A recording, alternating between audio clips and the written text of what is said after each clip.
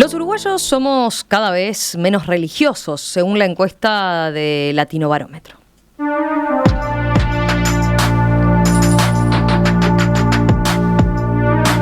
De acuerdo a este sondeo divulgado a fines de diciembre, el 52% de los uruguayos dice no tener religión alguna, el máximo registrado desde que se hace esta encuesta. Esto ubica a Uruguay como el país con menos personas religiosas de la región, seguido muy de lejos por Chile, donde el 37% de los encuestados dice no tener religión. Ahora, ¿esto quiere decir que los uruguayos no tienen espiritualidad? Vamos a aprovechar el feriado de Día de Reyes, una festividad del calendario cristiano, para hablar justamente de la religiosidad y de la espiritualidad de los uruguayos. Para eso estamos en contacto con un conocido de la casa, el doctor en filosofía Miguel Pastorino, coordinador además de la Mesa de Filósofos. Miguel, ¿qué tal? Buen día, ¿cómo estás? Un gusto saludarte, feliz año. Buen día, feliz año, Romina. Y felices Reyes. Gracias, igualmente. Trabajando, los agarré. Nos agarraste, sí, nos agarraste. Miguel, este es un tema que vos seguís, si bien acá te traemos para hablar un poco de todo en las mesas de filósofos, este es un tema que seguís de hace más de 2 décadas, ¿no? Es un área de especialización para vos. Sí, efectivamente, Gastón, buen día. De hecho, sí, hace más de 20 años que estudio el fenómeno religioso y sobre todo en Uruguay. Para esto, si bien mi especialidad es en filosofía de la religión, que es el abordaje filosófico de los problemas de la religión, o de las preguntas de la religión, también me he nutrido mucho de las ciencias sociales, que de hecho hay mucho avance en Uruguay también en el marco de la sociología de la religión y de la antropología de las religiones, que es de algún modo lo que va como siguiendo qué va pasando. Y de hecho es interesante porque Emil Durkheim, uno de los padres de la sociología, capaz que suena del liceo, Durkheim, sí, claro. pero Durkheim decía que si uno quería saber qué le pasa a la sociedad, tenía que mirar qué le pasaba a la religión. Súper interesante. Porque te da como síntomas que te permiten ver otro tipo de fenómenos. Recuerdo una entrevista que te hicimos en otro programa acá, en Cosas Dulces, vos decías, la religión es ante todo un hecho cultural, y desde ese lado claro, la estudias vos. Efectivamente, de hecho, la religión también nosotros la tenemos demasiado asociada a lo institucional, a las instituciones. Pero la religiosidad es un fenómeno humano que aparece desde el Paleolítico, antes que existan las religiones, ¿no? ¿A qué me refiero con esto? Romina ahora citaba esta expresión que yo un poco he criticado en algunas publicaciones de los uruguayos los menos religiosos. Sí. En realidad, los uruguayos tenemos un alto índice, mayor índice de ateísmo de América Latina, estamos en un torno a un 12%, mezclado con los agnósticos casi un 20%. Quiere decir que el 80% de los uruguayos más o menos creen algo. O sea que el 80% creen algo. Dios o como le llame. O sea que cuando se habla de no religión, o de no religión, o sin religión, quiere decir que no pertenecen a ninguna institución religiosa. Pero no quiere decir que no sean religiosos los uruguayos. Ahí estás dándole un punto clave. Ahí está. Profundicemos en eso, porque yo te iba a preguntar primero, a ver, ¿a vos te sorprendió el dato del Latinobarómetro o los datos vinculados a religión del Latinobarómetro? Del 52% de los uruguayos que dice no tener religión alguna. No sorprende porque es una tendencia que viene desde hace mucho tiempo. De hecho, a ver, por decir algunas cosas, el catolicismo viene en baja fuertemente en toda América Latina desde los años 70. O sea, viene cayendo en todos los países. En Brasil, por ejemplo, que tienen en el censo preguntan por la religión, ellos tienen, no sé, un bajón así del 10% del catolicismo y una subida del mundo evangélico casi en esa misma cantidad. Pero de todas maneras, Uruguay siempre ha sido el que ha tenido menos, ¿no? Entonces, por ejemplo, esta tendencia de la caída del catolicismo, hay que hacer un matiz. ¿Qué catolicismo es el que cae? Es decir, en Uruguay se mantiene, digamos, el catolicismo practicante, o sea, el católico, digamos, que cree, practica, va a la misa, o sea, eso de que eso más o menos siempre está en un 5%, más o menos, 4, 5, no ha variado en las últimas décadas, eso no varía, o sea, el católico comprometido no varía. Lo que cae estrepitosamente es lo que se llama el catolicismo cultural o nominal. Si gente que se decía católica, no sé, porque fue a colegio, tomó la comunión, una cosa que tenía como cierto más peso social, eso sí, viene cayendo porque además no hay una transmisión cultural del catolicismo, o sea, digamos, como antes había. Y además también las nuevas generaciones. Entonces todo eso también va generando que hay una caída. Pero no es como a veces se interpreta que hay una especie de éxodo de fieles. No, lo que hay es una caída del que no iba a la iglesia pero se decía católico. Bueno, ese va desapareciendo, pero no solo en Uruguay. Eso está pasando en Occidente en general, ¿no? Pero ahí está bueno eso que vos haces la distinción, ¿no? Entonces entre el practicante, el que va a misa, el que está como sumamente involucrado, capaz hasta con la iglesia, y además no tiene dudas si le preguntan en una encuesta de Latinobarómetro, y el otro, ¿no? El que, bueno, es simplemente esa cuestión de tuvo algún vínculo, o se bautizó, o tomó la comunión. Claro, y después hay otro tema ahí también, que en Uruguay somos como tenemos muchas singularidades en el continente, ¿no? Nosotros. A veces nos sentimos un poco orgullosos de esa singularidad. Y una de ellas es que en Uruguay, por ejemplo, siempre está eso del creyente que no practica, ¿no? Yo soy creyente pero no practico, o sea, como diciendo a mi manera. Y me decía un amigo colombiano que estudia estos fenómenos, me decía, bueno, en Colombia es al revés, tenemos muchos practicantes que no creen, o sea, gente que asiste al culto, digamos, ¿no? Pero, es decir, por una especie de tradición cultural, ¿no? Y a veces en realidad tiene una especie de ateísmo práctico en la vida, que es muy interesante cómo a veces las categorías que se usan en las ciencias sociales no siempre dan cuenta de las vivencias de las personas, por eso ahora hay estudios, digamos, cualitativos, que entrevistan a gente que es atea y resulta que tiene espiritualidad o prácticas espirituales. Y entrevistan a gente que se dice católica y empezás a rascar y de repente no hay una práctica espiritual cotidiana. Entonces es muy interesante porque cuando entras en la vida de las personas, las categorías empiezan a volverse un poquito más grises, y a no dar cuenta fácilmente. Por ejemplo, esta categoría sin religión, que el primero que yo se le leí fue un sociólogo norteamericano, Peter Berger, que habla de los creyentes, ¿no? Creer sin pertenecer. Uh-huh. Y es esta cuestión que en Estados Unidos tiene mucho más tiempo, y es que personas que tienen creencias espirituales de tipo religioso, creen en energías, le rezan al universo, hacen prácticas orientales, pero no es que lo vivan como una religión, pero sí que le llena la vida a nivel espiritual. Y ese tipo de prácticas son personas que creen en realidades de tipo trascendente, espiritual, pero que no se sienten parte de ninguna religión. Por eso cuando lo encuestan, si usted tiene religión, dice, no tengo ninguna religión, claro, ni creo en ninguna religión. Pero eso no quiere decir que no es lo mismo que ser ateo o agnóstico. Vos decís, ahí dentro de ese grupo hay un montón de otras espiritualidad también. Exactamente. Y además están los ateos y los agnósticos, pero no pensemos que porque se da esa respuesta, eso quiere decir que hay tan baja espiritualidad o esa otra búsqueda, ¿no? Bueno, de hecho hay un incremento de las búsquedas espirituales, lo podemos ver en el mundo de las terapias, en el mundo del fitness, en el mundo de todo lo que tiene que ver con la vida del desarrollo personal, pero que va por otros cauces que no son las religiones tradicionales.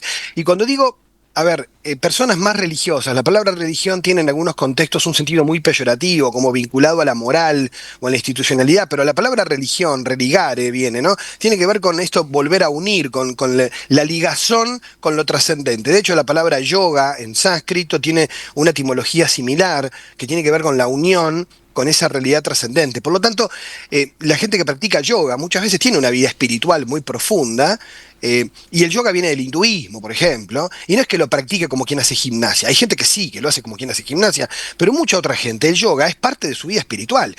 Pero no dice soy una persona religiosa, sin embargo lo es. Lo que pasa es que la palabra no siempre la usa para eso. Ese es el problema, ¿no? O sea, el cómo utilizamos los términos. Debe haber incluso un solapamiento entre gente que se dice y se considera totalmente atea, firmemente atea, pero que practica alguna de estas cosas, ¿no?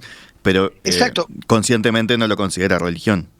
Porque no lo es, no. O sea, pero sí tiene un componente espiritual.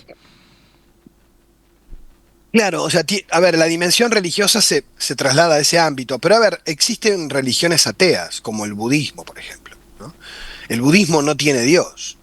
O algunos dicen que es una religión agnóstica, porque Buda no es que Buda era un ateo, ¿no? Militante, es decir, Buda simplemente no se pronunció sobre el tema de Dios cuando le preguntaron. Y él planteó un camino de liberación espiritual, personal. Por lo tanto, el budismo, que es una de las grandes religiones del planeta, es una religión sin Dios. Y muchos ateos en Occidente simpatizan con el budismo en cuanto a sus prácticas personales, los ateos más materialistas no, pero otros tipos de ateos sí.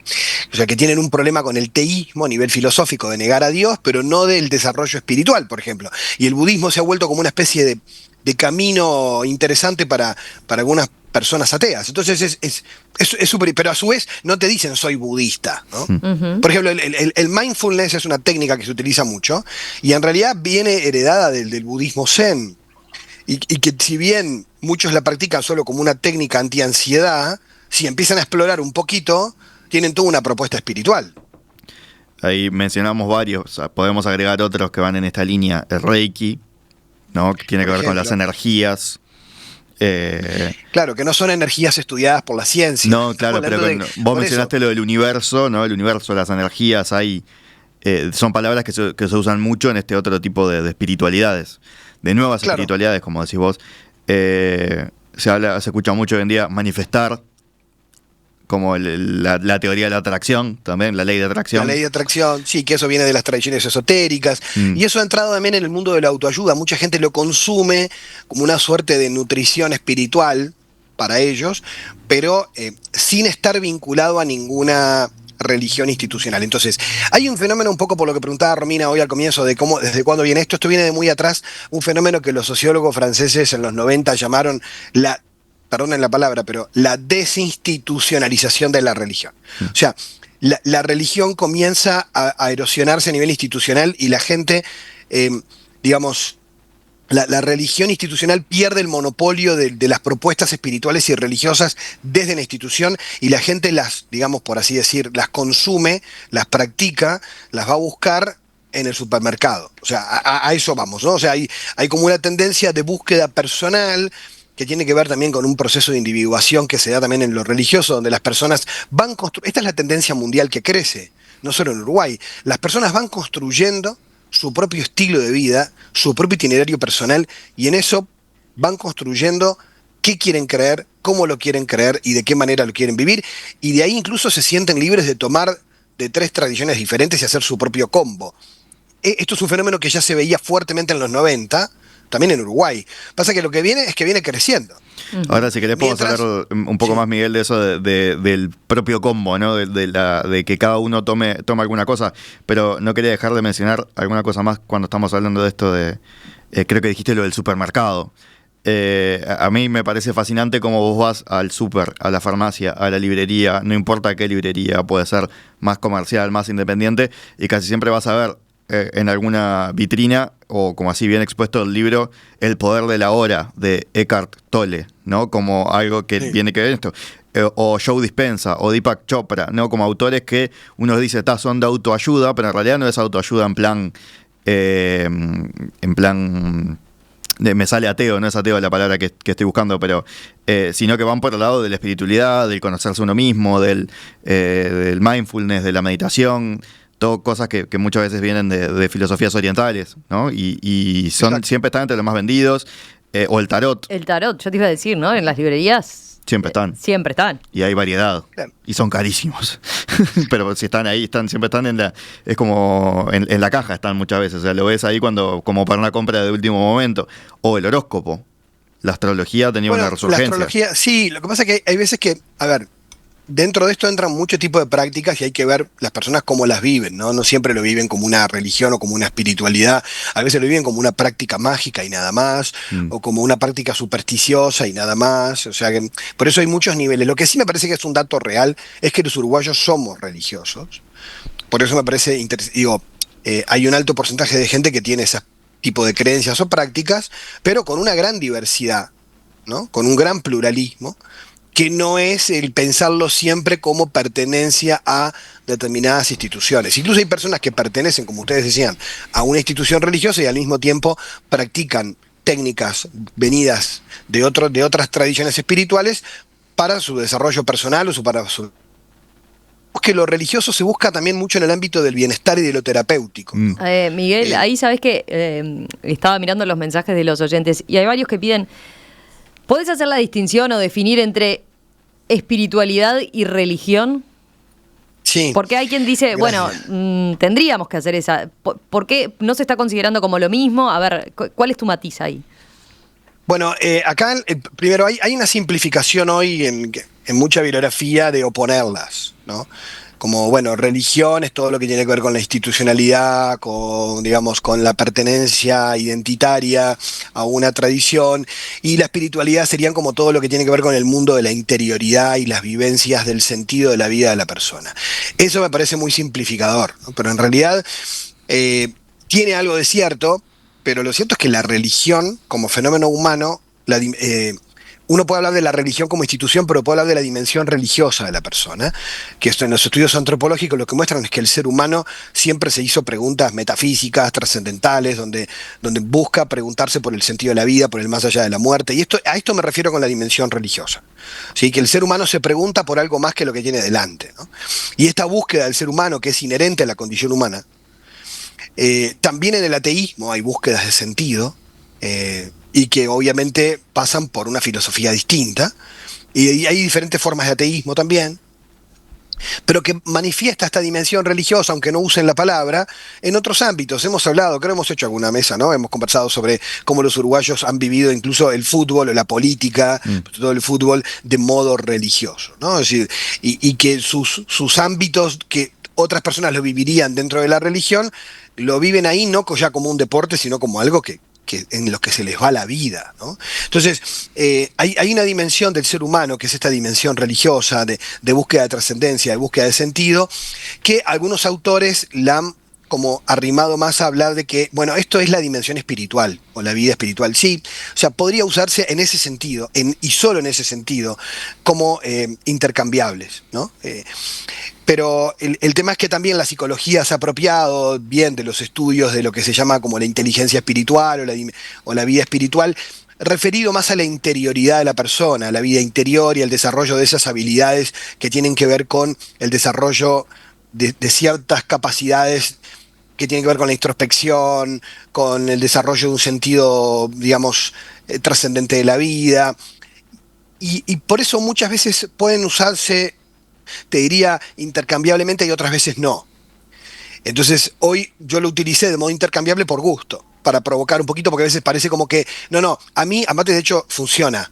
A mí me gustan las propuestas espirituales, con la religión no quiero nada, porque en realidad está pensando en moral, en dogmas, en la religión como institución, y entonces la espiritual como la parte más linda, más vivencial, del amor y el sentido de la vida. Y está bien, lo que pasa es que de repente tiene una mala experiencia con la institucionalidad de la religión, pero no es una persona que, digamos, no quiera no tener una vida espiritual fecunda. Entonces, de ahí es que se da esta distinción. Es cierto que hay autores que dicen que la espiritualidad es más amplia que la religión, pero eso porque se refiere a que hay búsquedas espirituales que justamente se salen de, digamos, las estructuras de las instituciones religiosas. Lo que pasa es que en realidad no son tan separables porque, ¿en qué sentido no son tan separables? Toda forma espiritual de vida es una forma de vivir tu dimensión religiosa como ser humano. Y toda forma de la religión es una propuesta espiritual, quieras o no. Entonces, una cosa es cómo en la historia la religión se ha institucionalizado de diversas formas en todos los continentes y en todas las religiones. Y otra cosa es cómo las personas han ido viviendo esta dimensión religiosa, este camino de espiritualidad personal. Pero por eso, si bien es importante distinguir un poco, porque no siempre hablamos de lo mismo, a veces esta excesiva dicotomía entre como si fueran opuestos, a mí me parece un tanto superflua. Miguel, le agrego una cosa más, también viniendo desde la audiencia, desde esta oyente que se llama Natalia, que apunta: la brujería también ha resurgido como práctica no vinculada a una religión, desde la Wicca hasta la brujería tradicional, que a mí me parece un fenómeno también bien interesante, porque tiene un agregado, esto quizás es más personal, pero no tengo evidencia para decirlo tan categóricamente, digo, pero por lo menos yo lo veo como además muy feminizado, ¿no? Incluso asociado a veces con el feminismo como tal, esta resurgencia de la brujería. Sí, efectivamente. No brujería, obviamente, como las brujas de las cuentos de hadas. No, lo que sucede es que desde hace unos años también, también la crisis que ha vivido, digamos, el cristianismo más en Occidente, ha generado un resurgir de lo que se llama el neopaganismo o de la búsqueda de lo precristiano, en Europa y en América. En América, detrás del chamanismo y las culturas indígenas, ¿m? Y que entonces también todo allí hay como una búsqueda de la espiritualidad aborigen o la espiritualidad originaria. ¿M? Bueno, en Europa lo mismo, en Europa se va a los celtas. Y de ahí se conecta con las Wicca también. O sea, porque mucha de esta brujería conecta con, digamos, los movimientos de recuperación del paganismo precristiano.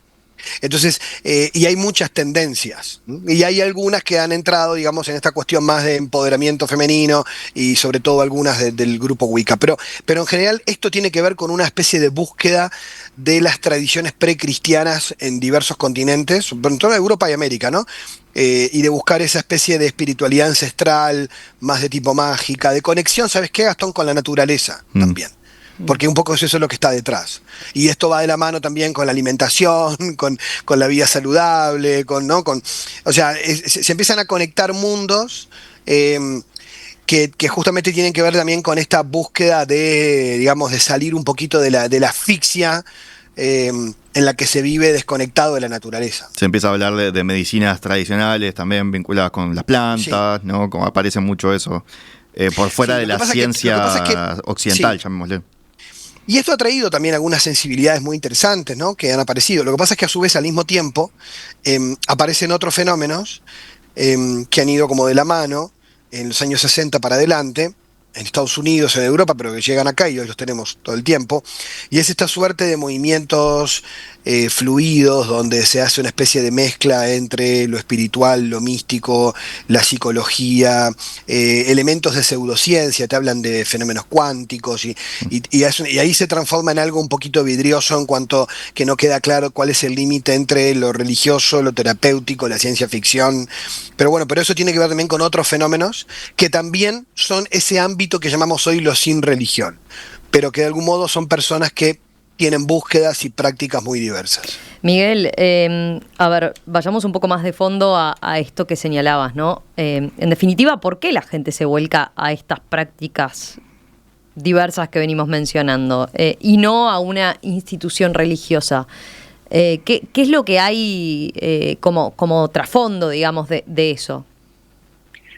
Bueno, hay muchísimas razones, Romina, eso es gigante. Yo, las pocas cosas que podría, digamos, decir, que no las tengo todas y creo que estas cosas van cambiando todo el tiempo, pero las que yo he visto, por lo menos en los últimos años, es que claramente esta crisis en lo institucional, hay una alergia, digamos, a todo lo que sea institucional, mediado, burocrático, ¿no? Uh-huh. Y hay una búsqueda, digamos, del contacto personal con las cosas, directo, ¿no? Incluso hasta de estilos de vida o hasta te diría de...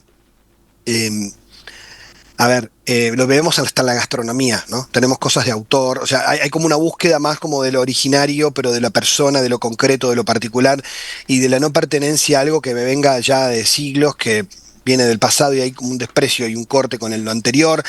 Entonces también se va dando, pero esto lo dice una socióloga francesa, habla del proceso de individuación en la religión, cómo las personas así como van construyendo estilos de vida personales. Fíjate que en la medicina también la gente ha ido por vías alternativas, en la política también, se habla mucho hace años de las vías alternativas, ¿no? De buscar como otros caminos no tradicionales para explorar dimensiones de la vida distintas, y entre ellas también entra la religión.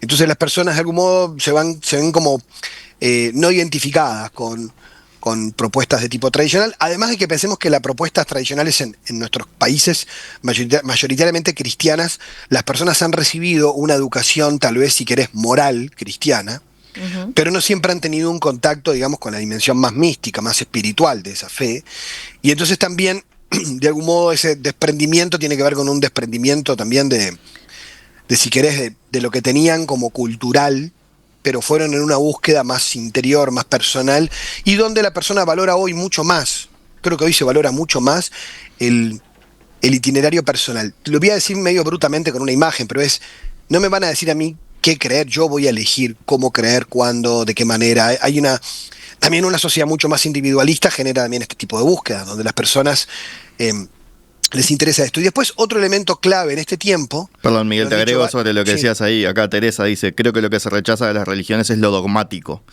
Va un poco por eso, claro. No me van a decir qué creer, decías vos. Sí, a ver, ahí podemos hacer otra precisión, pero iba a decir una cosa importante y es hoy en día la religión que más, o la propuesta que más puede crecer es la que hace énfasis en la experiencia, en lo que se puede vivenciar.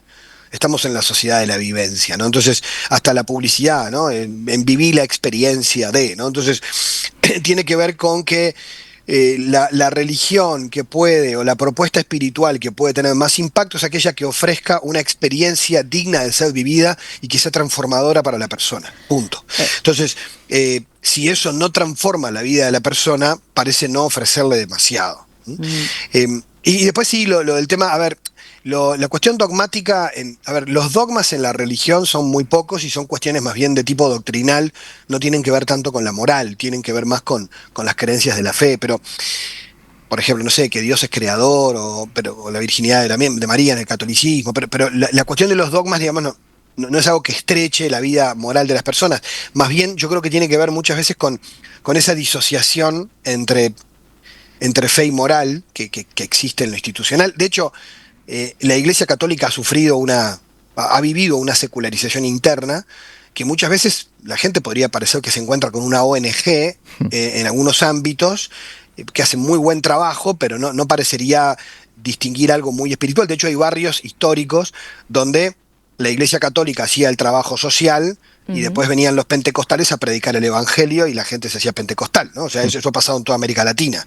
Porque la Iglesia Católica también muchas veces ha tenido, no siempre, pero durante mucho tiempo, una suerte de mayor reparo en el anuncio espiritual y una prioridad en el trabajo social. Entonces, Miguel, ahí me interesa sí. después, si te parece, profundizamos, por ejemplo, en lo de la Iglesia Católica, porque eso que estás señalando es bien interesante, ¿no? Pero te hago una pregunta antes, volviendo a esto que estabas mencionando, ¿no? De estas prácticas en auge, esta búsqueda personal de en qué creer, no me van a decir a mí, ¿no? En qué creer. La visibilidad que tienen ciertas terapias a través de redes sociales, ¿influye? ¿Puede estar incidiendo también cuando haces este diagnóstico o un poco, bueno, por qué se está dando esto? Bueno, yo creo que hay un fenómeno ahora con las redes, sí, pero más complejo, que es todo el mundo puede todos los días crear una terapia nueva con un trasfondo místico. Entonces hoy en día es como un aluvión. Y eso también, al haber una gran diversidad de propuestas, también eso hace que las personas, digamos, exploren nuevos caminos. Eso a ver, tiene que ver, no creo que sea la causa, pero es parte de este fenómeno, ¿no? Y a ver, hay una cuestión un poco más profunda, que es más filosófica, que es cómo se ha erosionado la idea de Dios en la cultura contemporánea, y es que la idea del Dios personal, judio-cristiano, no es el Dios en el que la mayoría de los creyentes creen. O sea, hay una idea de Dios mucho más impersonal. Hoy Gastón hacía referencia al universo, a las energías. Una idea de Dios un poco más vaga. Cuando decís personal, ¿te referís a sí, sintetizado a ver, en un ser, digamos? Sí, judíos, cristianos y musulmanes creen que Dios es un ser con el que yo me puedo vincular, al cual yo le puedo rezar, al cual yo le puedo hablar y me escucha. O sea, a eso me refiero con un Dios personal, ¿no? Claro. Un representado en el arte, ¿no? Como un... Sí, claro. En la pintura, en la película. En el caso del cristianismo, Jesús es un ser humano también. Entonces, la idea de que Jesús sea Dios es mucho más claro ahí, ¿no? Pero de todas maneras, en la tradición hebrea y en la tradición islámica, también Dios es alguien y no algo. Hoy en día la tendencia a hablar de Dios en un lenguaje un poco más, si se quiere, panteísta. El panteísmo es la idea de que todo es Dios, el universo, la realidad entera, ¿no? Entonces es como esa cosa de fundirme con la totalidad. Por eso también la seducción de las religiones orientales, que también tienen una idea de, por lo menos, alguna idea de Dios un poquito más... menos personal, si se quiere. Algunas, porque en el hinduismo hay mucha variedad, pero algunas tradiciones que han entrado a través de algunos gurús presentan esta idea de Dios es todo, tú sos parte de Dios, y eso también es un poco la idea que hoy, te digo, que crece en el mundo de estas terapias que vinculan con lo religioso. La idea de Dios que está detrás es una idea de Dios mucho más panteísta, en este sentido, que una idea de Dios personal como tiene la tradición judío-cristiana. Enseguida continuamos conversando con Miguel Pastorino, doctor en filosofía, especialista justamente en estos temas de filosofía de la religión, coordinador de nuestra mesa de filósofos, a propósito de religión, espiritualidad y como punto de partida este sondeo del Latinobarómetro que indica que el 52% de los uruguayos dice no tener religión alguna. Según la última encuesta del Latinobarómetro, el 52% de los uruguayos dice no tener religión alguna, el máximo registrado desde que se hace este sondeo. Esto ubica a Uruguay como el país con menos personas religiosas en la región. Ahora, ¿esto quiere decir que los uruguayos no tienen espiritualidad? Bueno, de eso estamos conversando hoy, aprovechando el feriado de Reyes, una de las festividades del calendario cristiano, para hablar sobre la religiosidad y la espiritualidad de los uruguayos. Estamos con Miguel Pastorino, doctor en filosofía, especialista justamente en este tema de filosofía de la religión y además conocido de la casa, un viejo amigo y coordinador de la mesa de filósofos. Gastón estuvo recopilando, Miguel, varios de los mensajes que nos han ido llegando a lo largo de la charla. A ver. Una cantidad llegaron, la verdad, por suerte. Y muchos bastante profundos, te diré. Pero te tiro Miguel, que es de Andrea. Ahí plantea ella: qué fácil es la religiosidad contemporánea. No supone comunidad, ni compromiso, ni nada colectivo. Es un yo conectado con un más allá, sin abrazo ni dependencias con otros, una compra de adquisición espiritual a medida, muy chic, muy cool, dice ella. ¿Cómo lo ves esa postura? Bueno, sí, hay varios autores que vienen haciendo. Lipovetsky, por ejemplo, tiene una cita demoledora donde habla de la felicidad paradójica, de que justamente en nuestra sociedad hoy la religión puede ser también una forma de consumo individualista, de aislamiento social, ¿no? Y que de algún modo va como a contrapelo de lo que antropológicamente han sido las religiones en la humanidad, pero creo que tiene que ver con notas culturales de nuestro tiempo. O sea, estamos en una sociedad muy individualista, con un gran también tendencia narcisista en este tipo de prácticas, y por supuesto que también aparecen ofertas de tipo espiritual que dan en la clave con este tipo de, digamos, de actitudes ante la vida y ante la religión. Sí, claro. O sea, no me parece para generalizar a todo el mundo, pero sí, por supuesto que coincido en que esto sucede, ¿no? Vengo para Uruguay, porque Julián dice: el uruguayo es profundamente espiritual, pero dice él, no dogmas, no idolatría. Creo que algunos otros iban por ahí, aunque tal vez podríamos decir, en Uruguay sí hay una idolatría a lo que planteas vos hoy más temprano, a ese orgullo del uruguayo laico, del Estado laico, ¿no? Y hay una pregunta que podríamos hacer con eso, que queda un poco colgada del bloque anterior, pero es: ¿cuánto de esta particularidad uruguaya, o de estas particularidades uruguayas que vos mencionaste antes, tienen que ver con eso, con el Estado laico, sí, con la separación del Estado? Y muchas veces en Twitter ves cuando en otro país hay algo religioso y alguien pone gracias, Valle Ordóñez, por, ¿no? Sí. ¿Cómo lo vinculas vos una cosa con la otra? Bueno, bien, esta es una interesante pregunta. Yo creo que hay que hacer unas distinciones súper importantes porque he visto mucha confusión con esto. Primero, no hay que confundir Estado laico con sociedad secularizada. Sociedad secularizada es una sociedad que se ha desprendido de lo religioso. Digo, hay muchas formas de definir la secularización, pero voy a tomar una, y es que una sociedad que se va, digamos, quitando de su cultura todos los elementos religiosos, ¿no? Pero el Estado laico es el Estado. De hecho, yo siempre lo digo, lo pongo como ejemplo. Estados Unidos tiene un Estado laico. México tiene un Estado laico antes que Uruguay. Turquía tiene un Estado laico. O sea, tener un Estado laico no te asegura una secularización de la sociedad. Alcanza con ver México, que se separó la iglesia del Estado antes que nosotros, y sin embargo no le fue como al Uruguay en cuanto a lo que se celebra en este sentido, ¿no? ¿Por qué? Bueno, porque lo que le pasó al Uruguay no tiene que ver solo con la separación de la iglesia y del Estado, tiene que ver con varias cosas.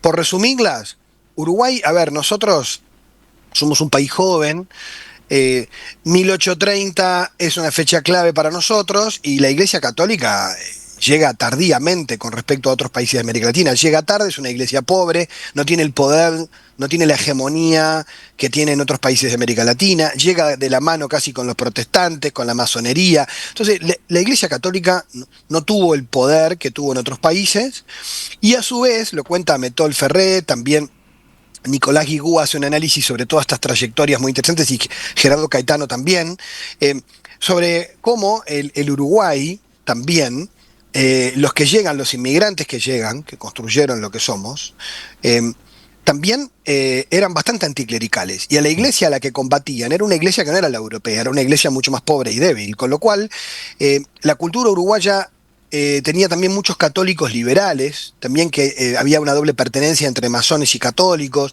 Entonces, era una iglesia católica bastante liberal, aunque había sectores un poco más conservadores. Y eso hizo del Uruguay y del catolicismo uruguayo algo muy singular. O sea, una iglesia mucho más humilde, más frágil.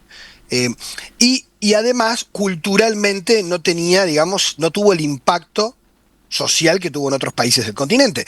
Por lo cual, de hecho, la secularización del Uruguay es previa a la separación iglesia-Estado. Nosotros, a ver, 1830 y 1860 ya se secularizan los cementerios. En el siglo XIX hay un montón de leyes que secularizan al Estado, en muchas cosas del Estado, el matrimonio civil, o sea, eso empieza mucho antes de la separación. La reforma bareliana, ¿no? La reforma de la educación. Entonces, claramente el Uruguay es un proceso de secularización muy profundo que no se puede comparar con ningún otro país. Pero a lo que yo le agregaría, que sí es más filosófico, y es cuáles son los sistemas ideológicos que penetraron en el Uruguay y que fueron, digamos, de la mano de este proceso. Y es que, voy a simplificarlo para no complicar a la audiencia, y es, podemos tipificar dos tipos, hay muchos modelos de laicidad, muchos modelos históricos. Vamos a tomar dos, ¿sí? El modelo norteamericano, que es el modelo inclusivo, que defiende la libertad de las iglesias, la libertad de culto y la libertad del Estado, donde la iglesia no se mete, ¿sí? Pero que ve en la religión algo positivo, algo que hay que incluir en la vida pública y que además enriquece la vida social. Es lo que algunos autores han llamado una laicidad positiva, que no es una laicidad que privilegia la religión, sino que la reconoce como un bien cultural. Está el otro modelo, hay varios, pero digo el otro modelo, el otro extremo, que es el modelo francés, que Uruguay radicalizó, que es el modelo laicista, el laicismo. Por eso algunos en los diccionarios aparecen como sinónimos, pero se puede establecer una diferencia. La laicidad negativa o la laicidad excluyente, el modelo jacobino francés que influyó en Uruguay, que ve en la religión una peste social que contamina el pensamiento, el espacio público, y que cuanto más la podamos recluir a la vida privada, al sótano bajo tierra, mejor. Y eso es lo que ha predominado, digamos, en gran parte del modelo cultural laicista uruguayo, que confunde la libertad del Estado y la libertad de la religión con recluir la religión. Entonces, a ver, y que bien la diversidad es un problema, ¿no? Eso en los orígenes del Estado uruguayo. Entonces, claramente el prejuicio antirreligioso que hay en el Uruguay no es el mismo que puede haber en otros países. Porque una cosa es la libertad, el respeto a la libertad, y esto está consagrado en cualquier formato de laicidad. Tiene que haber libertad del Estado y libertad de las personas. Pero fíjate en una cosa que pasa en el Uruguay. Cuando un actor religioso, el que sea, se pronuncia en redes sociales o en la televisión o en radio sobre algún tema, lo mandan a callar, le dicen, estamos en un país laico, cállese la boca. Pero eso es discriminación. O sea, que si una persona religiosa puede hablar de lo que quiera, puede hablar de política también. El que no puede bajarte línea, por decirlo brutamente, es el Estado. El Estado es laico. Pero las personas, las organizaciones, tienen derecho en la discusión pública a opinar de todos los temas. Sin embargo, en Uruguay esto cuesta. Cuesta porque hay un modelo, digamos, distinto, ¿no?, de cómo entendemos la laicidad. Además, hay muchos debates actuales sobre este tema.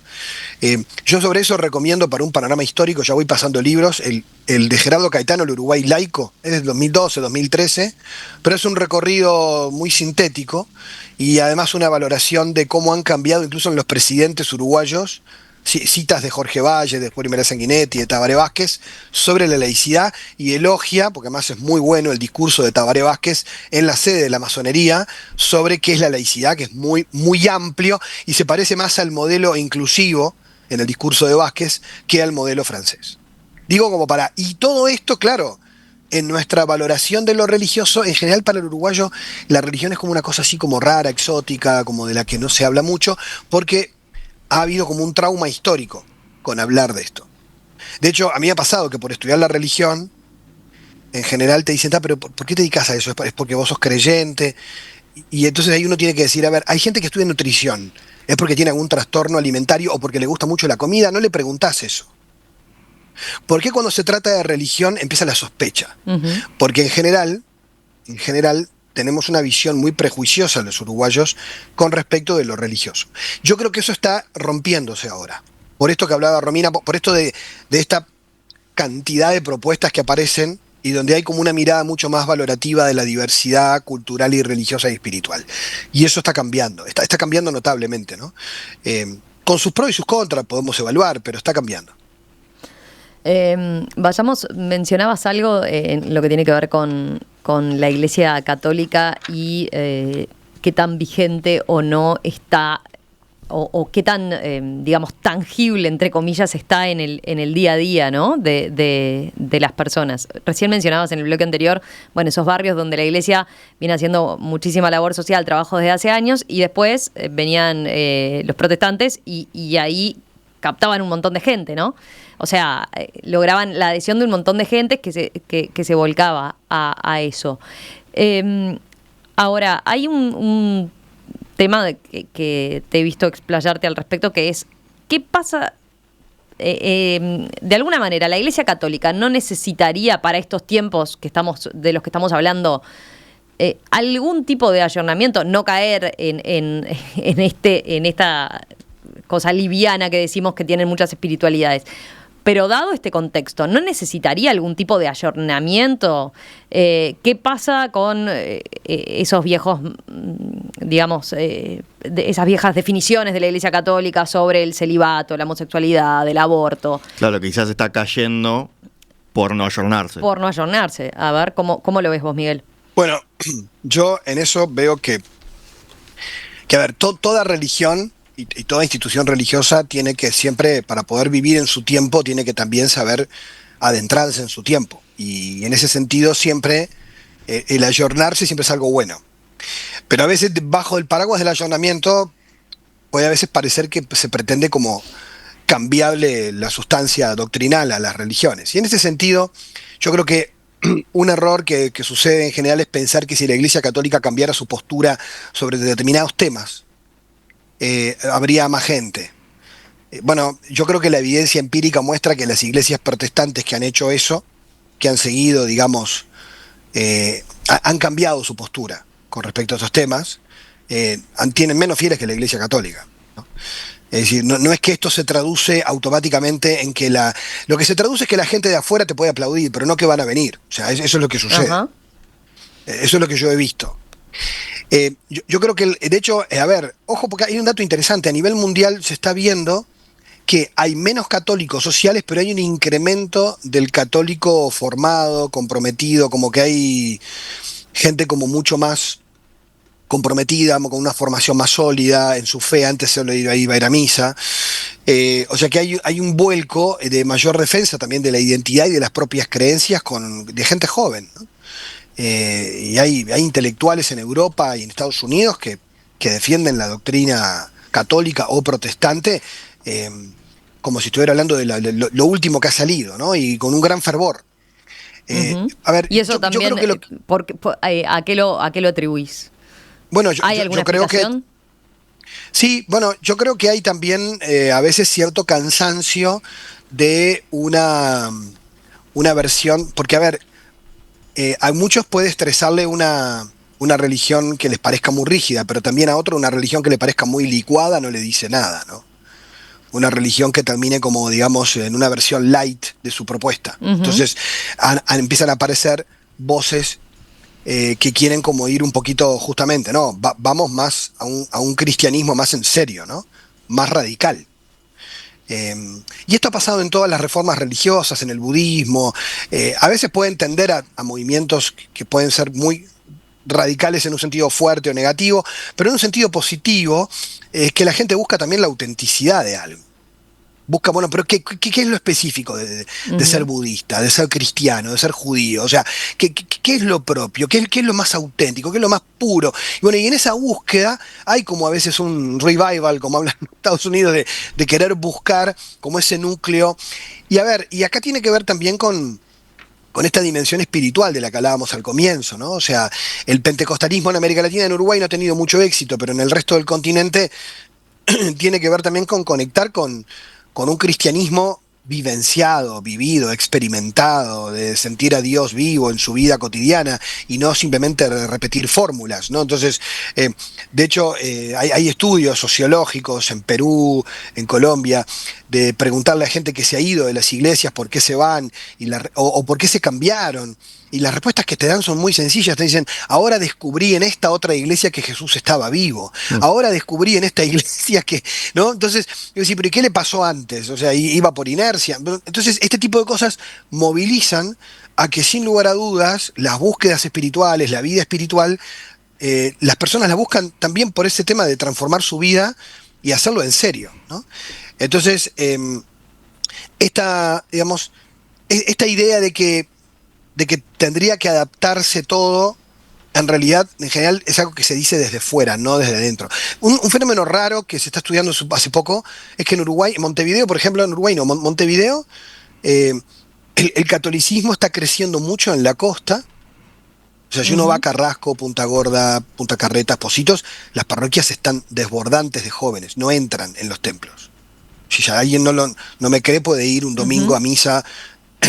Acá, bueno, ahora en enero capaz que hay menos gente, pero empiezan en marzo a ir a misa de repente a ver nomás, ¿no? A las parroquias de la costa y están llenas de jóvenes. Pero ves a Benitaria para el norte y no sucede lo mismo, ¿no?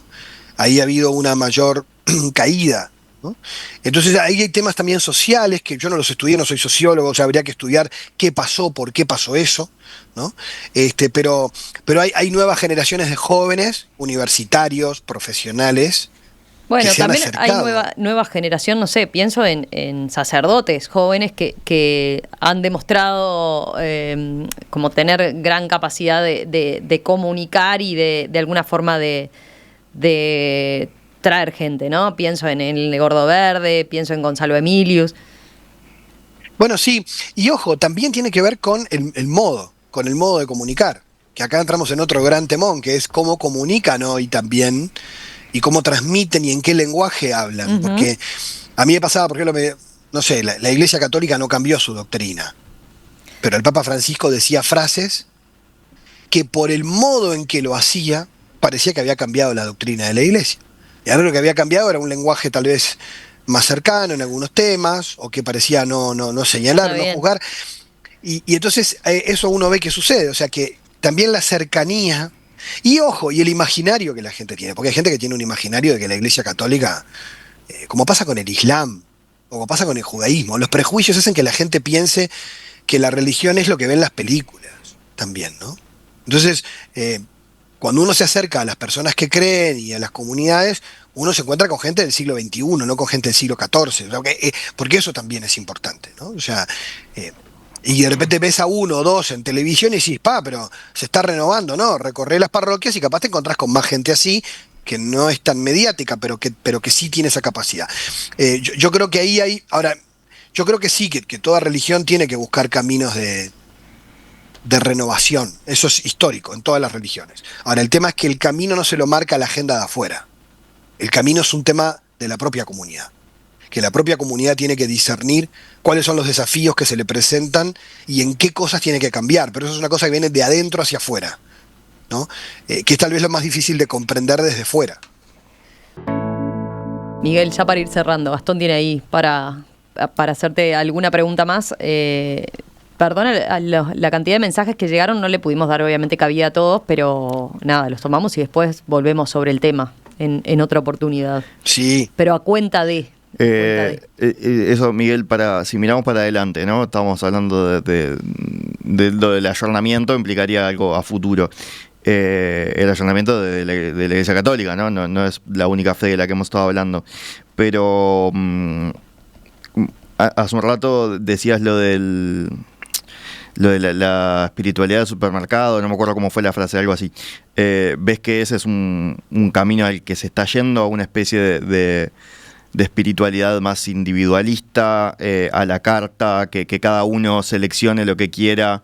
No sé, por ejemplo, un cristiano que diga así, bueno, un católico, incluso que se considere católico así, bueno, la parte de la homosexualidad yo la verdad que la dejo por fuera, para mí eso no es así. Eso sería un ejemplo, pero capaz, no sé, hay algo así. Mirá, yo tengo un punto con lo que Dale. dice Gastón. Mi pregunta a lo que él dice sería además agregar, ¿qué nos puede llevar a un futuro con esa tendencia que vos ya venís describiendo, ¿no? A esa idea. Tomo un mensaje que venía de la audiencia. Una de las pocas penas que me dispersa este fenómeno, que en general celebro, dice, es la caída inevitable de las acciones comunitarias positivas y el pensar en el prójimo. Quiero creer que se expresarán de otra forma. Bueno, acá hay mucha cita para otra. Voy a decir 3 cositas breves con esto y es, en primer lugar, hay que no confundir lo moral con lo doctrinal de fe. Es decir, en general las opiniones sobre temas de moral, que los católicos discrepen en cuestiones morales con su propia doctrina, es una cosa que no es de ahora. Uh-huh. O sea, y eso no, si querés, no es central en la cuestión de lo que es la fe profesada en el credo. Por lo tanto, la gente permanece siendo católica. Otra cosa es que te diga soy católico, creo en la reencarnación. Ahí tenés un problema porque ahí estalla el núcleo doctrinal de la fe católica. Pero en cuanto a por eso yo creo que la gente piensa mucho en la moral. Y cuando yo hablo de la fe, y la fe no tiene que ver con las conductas morales sexuales. Tiene que ver con la fe, con quién es Jesús, quién es Dios. A ese tipo de cosas me refiero cuando hablo de dogmas, ¿sí? Eso es lo importante. Entonces esas cosas pasan hace mucho tiempo, no son de ahora, ¿no? Después, con respecto a lo que decía Romina y el mensaje del oyente, yo creo que ya están habiendo. O sea, la religión, como todo fenómeno humano, es muy dinámica. Y no es una cosa, de hecho se profetizó el fin de la religión hace décadas y se volvió más vital que nunca, ¿no? Y en el mundo la mayoría de la gente es religiosa. Entonces, y va cambiando esto, va cambiando todo el tiempo.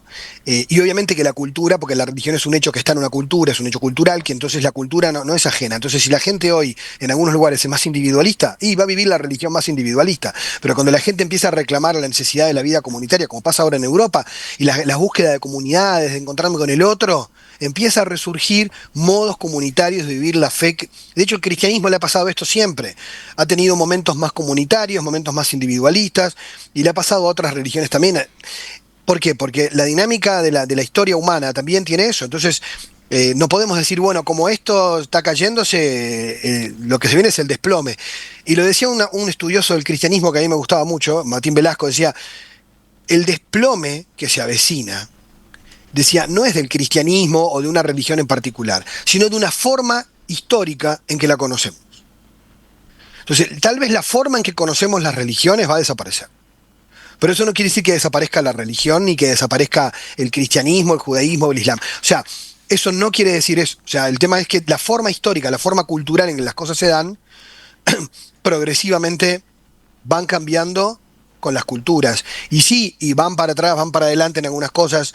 Hoy vemos esta tendencia individualista, pero vemos también una sed de comunidad, de encuentro con el otro. Y a su vez, sobre todo, de recuperar también las raíces. Voy a tener esto para cerrar, pero Richard Dawkins, un ateo militante, conocido, muy mediático, superventas, Dawkins, que es un gran crítico de la religión, dice, yo me considero un cristiano cultural, porque aunque yo combato la religión, no hay que perder la cosmovisión de la cultura occidental que se nos está haciendo pedazos. Entonces, hoy hay intelectuales ateos que dicen, ojo, hay que recuperar la tradición cristiana, por lo menos en estos ámbitos más de tipo cultural. ¿Y por qué? Bueno, porque ven que hay como mucho movimiento, mucha crisis cultural, y donde la gente a veces no tiene de qué agarrarse, y entonces, bueno, explorar en sus raíces le hace, con toda libertad, decir, bueno, yo me decido por esta cosmovisión, que es la que me representa más, incluso alguien que no es creyente, o al revés, gente que es creyente, pero que no quiere nada con su tradición. Por eso digo que yo no tengo la bola mágica para decir cómo va a ser el futuro, pero sí afirmo con lo que dice Velasco. La religión es un fenómeno humano, no va a desaparecer ni va a irse a la luna, va a seguir existiendo, pero van cambiando los modos de vivir, expresar y creer seguramente. Miguel Pastorino, doctor en filosofía, coordinador de la Mesa de Filósofos. Miguel, como siempre, un placer. Volvemos a charlar en cualquier momento, la dejamos ahí picando. La dejamos acá, un fuerte abrazo. Un abrazo, que pases bien y gracias. Abrazo grande, Miguel. Chau, chau.